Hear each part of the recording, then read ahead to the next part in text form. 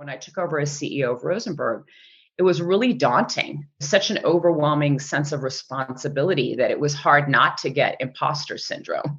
The incredible support I felt from the team that I was to lead, that sense that they absolutely had my back gave me such confidence. And through both the challenges and the opportunities, I've learned to really trust my instincts, and that at this stage in my career, I'd rather be responsible for my own decisions.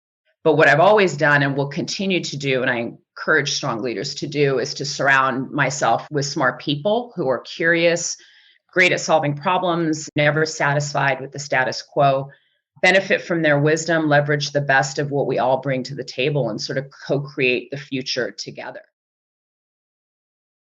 There's a saying in diversity arena called imposter syndrome, which means for me, it was always somebody's going to find me out. Somebody's going to realize I didn't go to university or didn't have any professional qualifications. Somebody will find me out one day and I'll be out of a job. So because of that, I always worked hard to prove myself. So I would just say to people, you need to be committed. You need to be honest, but you shouldn't be afraid of making mistakes, because you can learn from mistakes. As long as you learn from your mistakes, that's the best thing you can do. Just do the best you can. Don't worry about making mistakes.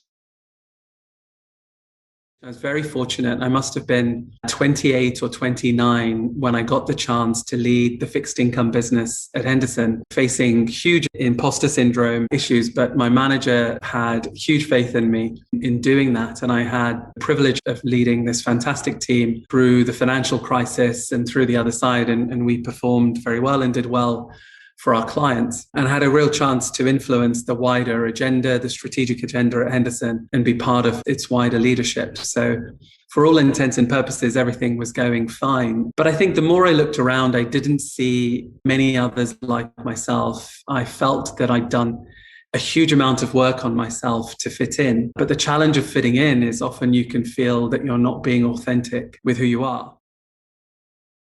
The imposter syndrome is obviously something that's people, regardless of their gender, suffer with, but women in particularly allow it to hold them back. And I think here again, it's linked to having a picture of yourself online where you don't look your best, for example, or saying the wrong thing in a presentation. You have to sort of reframe the way you look at risk. And risk is not doing things, in my mind. That's what's risky. And in there, a therapist or a coach can help you challenge your anxieties and the things you really fear to help you reframe the way you look at risk. As you can imagine, a classicist in an investment manager suffers from huge imposter syndrome. I was terrified that I would be found out for not knowing anything. I used to come out of some meetings and at a time where I doubt myself, have that imposter syndrome the way many people do. He always used to say to me, why are you intimidated? You know as much as them. You can do it. And a number of times he used to say that to me. Maybe not that exact phrase, but in a different way every single time. That's really stayed with me. And even when now I do have those tough days, I think it leads back to the resilience, right? When you do have those tough days, actually believing in yourself is really important. Believing that you can bounce back from drawbacks is really important. I remember one senior partner saying to me in those first few weeks, never underestimate the value that you bring to us because you've had a different path.